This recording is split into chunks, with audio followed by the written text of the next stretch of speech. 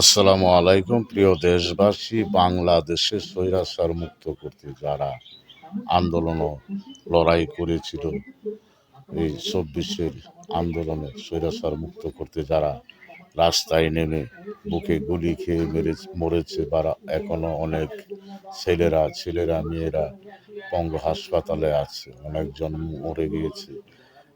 এর মধ্যে ৩৩ বছরের একটি ছেলেকে, সে ইনকিলাব মঞ্চের নেতৃত্ব দিত, তাকে গুলি করা হয়েছে। যে বা যাহারা গুলি করেছে বা গুলি করাচ্ছে তাদেরকে মারতে, তারা ওই বাংলাদেশে যাহারা তাদেরকে মারতে বাড়া করেছে, তাদেরকেও গ্রেপ্তার করা হোক। তাদেরও এই বাংলাদেশে ভালো মতো তদন্ত করে কে বা কাহারা তাদেরকে হত্যার নির্ধারিত টাইম দিয়েছে, আরও নাকি অনেক লোকজন বাহিরিয়েছে মারবে, তারা এসবও বলাবলি করে অনলাইনে, তাদেরকে গ্রেপ্তার করা হোক। আর যে বা যাহারা গুলি করেছে, যেখানে তাকে ৭-৮ মাটির তলে থাকলেও তাদেরকে বের করে এনে শাস্তির আওতায় আনা হোক। বর্তমান সরকারের উপদেষ্টাগণকে বলছি, আইন শৃঙ্খলা বাহিনীরা আপনারা অতি শীঘ্রই দেশের এই যেই খুন খারাপি চলছে, একজন এনসিপির নেত্রী, তাকেও ফাঁস দিয়ে মেরে ফেলেছে।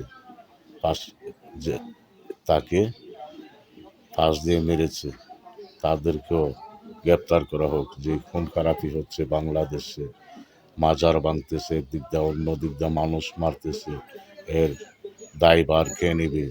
আপনারা অতি শীঘ্রই তাদেরকে খুঁজে বের করুন, কে বা কাহারা করাচ্ছে বা করতেছে। এই বাংলাদেশে যে বা যাহারা নির্বাচন করতে উদ্যোগ নাই, নির্বাচন করতে দিবে না, তারা এইসব কাজ করাচ্ছে। বাংলাদেশে তারা নির্বাচন চায় না, তারা চাচ্ছে এখন নির্বাচন না হলে তার দেশটাকে লুটে পুটে খেতে পারবে।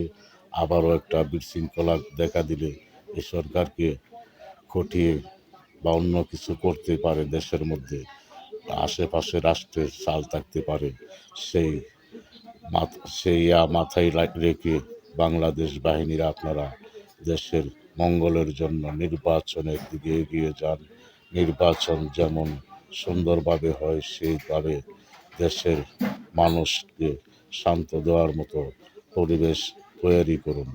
দেশে যেন আর এই খুন খারাপি না হয়, সেই পথে হাঁটুন আমরা সবাই, দেশবাসী ও আইন শৃঙ্খলা বাহিনী, বর্তমান সরকার।